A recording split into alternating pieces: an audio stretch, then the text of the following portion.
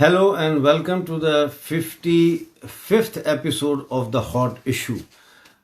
आज मैं आपके साथ बात करना चाहता हूं ईरान के बारे में। आप जानते हैं कि हाल ही में ईरान ने चाइना के साथ एक 400 अरब डॉलर का पैकेज साइन किया है, स्प्रेड ओवर 25 ईयर्स। और ये जो पैकेज है, इसके ज़रिए चाइना ईरान में इंफ्रास्ट्रक्चर के हवाले से इन्वेस्टमेंट करेगा। अब चाइना जो है वो एक ऑक्टोपस की तरह फैल रहा है उसके अपने इकोनॉमिक इंटरेस्ट के माध्यम से, और वो ईरान को भी अब अपनी लपेट में ले रहा है। लेकिन सोचने वाली बात यह है कि ईरान को ऐसी क्या मजबूरी आन पड़ी कि उसने अपनी खुद मुख्तारी, अपनी आज़ादी और अपनी सालमियत चाइना की गोद में रख दी 400 अरब डॉलर के एवज। इसकी एक बड़ी वजह ईरान के अंदर बढ़ता हुआ इक्तसादी मुआशी बहरान है, और वो इक्तसादी मुआशी बहरान गाहे बगाहे हमें ईरान के अंदर उठने वाली सियासी तहरीकों के शक्ल में उसका इजहार मिलता है। इस वक्त ईरान में हड़तालें शुरू हो चुकी हैं, और ये हड़तालें जो हैं ये उनकी ऑयल और पेट्रोकेमिकल इंडस्ट्री जो है उससे मुतल्लिक जो कारखाने और फैसिलिटीज़ हैं वहाँ पे हो रही। और मैं आपको ये बताता चलूँ कि ये जो हड़तालें हैं ये ईरान के जो जुनूबी सूबे हैं, यानी जो उसके सदर्न प्रोविंसेस हैं, वहाँ पे हो रही है। और इन हड़तालों में अब तक तकरीबन 10,000 से ज़्यादा मजदूर और क्लर्क्स और मजदूर और जो उससे रिलेटेड लोग हैं वो इन हड़तालों का हिस्सा बन चुके हैं। 30 कारखानों में अब तक जो है, यानी 30 फैसिलिटीज़ जो हैं ऑयल एंड पेट्रोकेमिकल फैसिलिटीज़ जो ईरान में हैं, वहाँ पे अब तक 10,000 से ज़्यादा मजदूरों ने हड़ताल की है।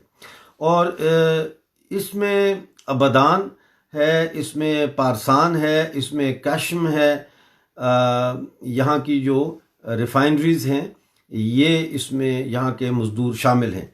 इसके अलावा जो है वो दुनिया का जो सबसे बड़ा गैस फील्ड है वो भी ईरान में है, और वो जुनूबी पारस में है, और वहाँ पे भी हड़तालें शुरू हो चुकी हैं।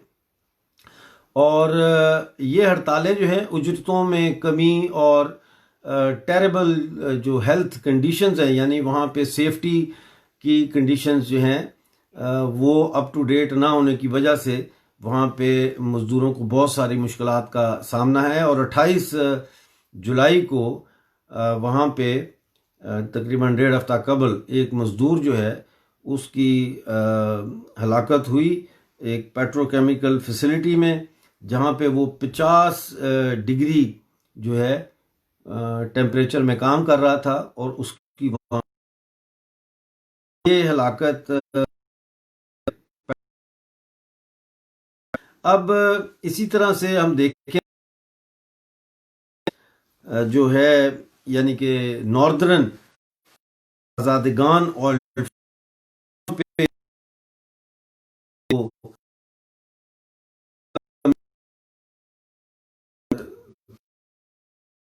सेफ्टी के इश्यूज के हवाले से होती हैं जिनको कोरोना वायरस के इलाज के दौरान इस्तेमाल किया जाता है। इन हलाकतों में 138 जो लोग हैं उनका ताल्लुक मेडिकल स्टाफ से है। तो ये काफ़ी मतलब है कि परेशान कुन बात है ईरान के हवाले से। और इस पस मंज़र में हम देखते हैं कि जून में ईरान के 24 सूबों में और 74 यानी 74 शहरों में जो है वो 200 से ज़्यादा हो चुके हैं। लेकिन आपने देखा है कि किसी ने आपको ये बताया है, किसी न्यूज़ मीडिया पे या कहीं आपको ये खबर मिली है कि इतने मुजाहरे वहाँ पे जो है हो रहे हैं? नहीं। तेल जो है उससे मालामाल जो इलाका है कुर्दिस्तान का, कुर्दिस्तान सूबे में पिछले 50 दिनों से मुसलसल हड़तालें चल रही हैं। ठीक है, तो इसी तरह से 1 करोड़ 20 लाख अफराद जो है उन्होंने, जो लोग मुजाहरा कर रहे हैं उनको उन्होंने गिरफ्तार किया। अफराद ने ट्विटर कैंपेन चलाई कैंपेन के नतीजे में दोबारा उनका ट्रायल करने पर मजबूर किया उनकी हुकूमत को। दूसरी जानब हम देखते हैं कि जो ईरान की करेंसी है,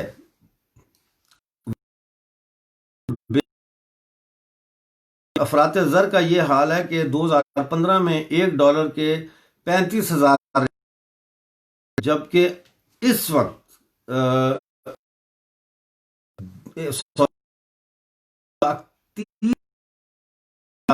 मिलते हैं। तो इससे आप अंदाज़ा लगा सकते हैं कि अफरात ज़र जो है वो 35% से भी ज़्यादा चली गई है। यानी कि दुनिया के 4 वर्ष जो ममालिक हैं अफरात ज़र के हवाले से, उसमें ईरान भी अब शामिल हो गया है।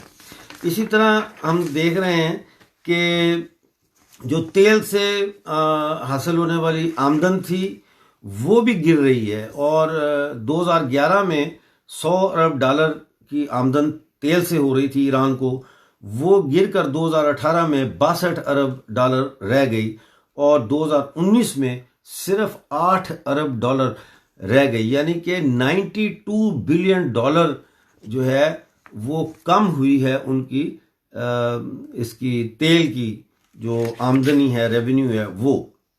अब ऐसे में इस वक्त इक्तसादी तौर पर इंतहाई कमज़ोर और परेशान है, तो उन्होंने ईरान को 400 अरब बिलियन डॉलर देकर खरीद लिया है। यही वजह है कि ईरान भी अब भारत कायम हो रहा है, लेकिन इसमें पाकिस्तान भी ज़ाहिर है इस कैंप में शामिल है, और अब ईरान भी शामिल है। तो सोचना यह है कि ईरान एक शिया मुल्क है, पाकिस्तान एक सुन्नी डोमिनेटेड मुल्क है, और ये कहीं ना कहीं आगे जाके इनका आपस में टकराव ज़रूर बनेगा, चीन का और ईरान का और पाकिस्तान का।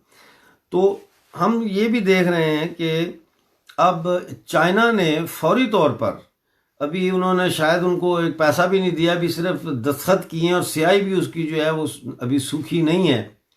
तो हम देखते हैं कि ईरान को चाइना ने इस्तेमाल करना शुरू कर दिया है लद्दाख में। आप कहेंगे वो कैसे? वो इस तरह के 5 अगस्त को जब हम लोग सब जश्न मना रहे थे एब्रोगेशन ऑफ 370 की पहली एनिवर्सरी का, उस वक्त लद्दाख में जो शिया मौलवी हैं, जो शिया क्लैरिक्स हैं, उन्होंने एक सेमिनार किया, और में उन्होंने 370 की एब्रोगेशन के खिलाफ तकरीरें की, भारत के खिलाफ तकरीरें की, और उन्होंने पाकिस्तान का जो नैरेटिव है उसको वहाँ पे आगे बढ़ाया, और उन्होंने भारत के साथ जो एक्सेशन हुई है 1947 अक्टूबर 26 को, उसको उन्होंने रिजेक्ट किया। इसका मतलब ये है ईरान के जरिए अब मुदाखलत की और किया, इसी तरह से वो अब लद्दाख के जो शिया हैं इनको अपने इन मंजूम मकासद के लिए इस्तेमाल करने जा रहा है। अच्छा, इसमें जो अहम बात है वो ये है कि यहाँ पे अब भारत के लिए अपीजमेंट की पॉलिसी को जारी रखना जो है ना वो मुमकिन नहीं है। इसलिए मैं ये समझता हूँ कि इन मौलवियों को फौरी तौर पर गिरफ्तार किया जाए, इनके ऊपर जो है वो बगावत के, ट्रीजन के मुकदमात चलाए जाएं, मनी ट्रेल देखा जाए कि इनकी की मसाजिद हैं, कारोबार हैं, और इसका पैसा कहाँ से आ रहा है, इसके ऊपर इन्वेस्टिगेशन आते हैं कि लद्दाख के अंदर शिया और बुद्धिस्ट किया जाए, क्योंकि बुद्धिस्ट बड़े खुश हैं और उन्होंने जश्न भी मनाया था। तो वो पॉलिसी जो गिलगित शिया सुन्नी फसाद करा के इन्होंने की है, चाइना बुनियाद भारत को जो है वो करने के लिए जा रहा है तंग। आज की जो खबर है वो कि आज वो ईरान, अफगानिस्तान और पाकिस्तान जो है उज़्बेकिस्तान से जो है वो चाइना पहुंचाएगा।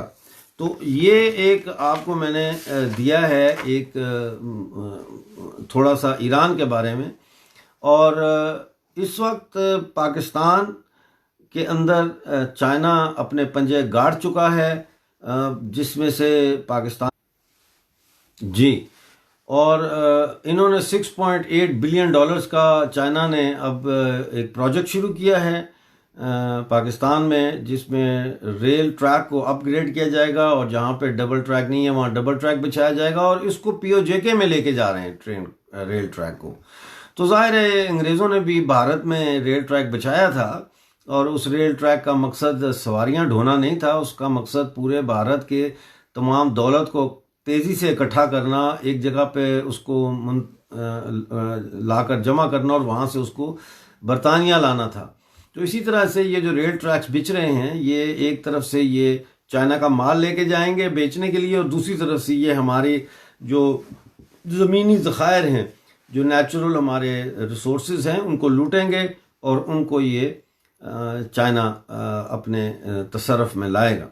दोस्तों और साथियों, मैं ये समझता हूँ कि इस वक्त हम लोगों को ये फैसला करना पड़ेगा कि हम एक कौम की शक्ल में, एक नेशन की शक्ल में जो है वो कैसे भारत के मफादात के दफा के लिए आपस में इकट्ठे हों। मज़हब, रंग, नस्ल की जो है ना तफरीक को से ऊपर उठकर हमें अपने देश को देखना है और अपने देश की हिफाजत के लिए हमें अवामी सतह के ऊपर जो है वो एक बहस शुरू करनी चाहिए। आप सबका बहुत बहुत शुक्रिया। कल आपसे दोबारा मुलाकात होगी नए मौजू के साथ। अपना बहुत सारा ख्याल रखिएगा।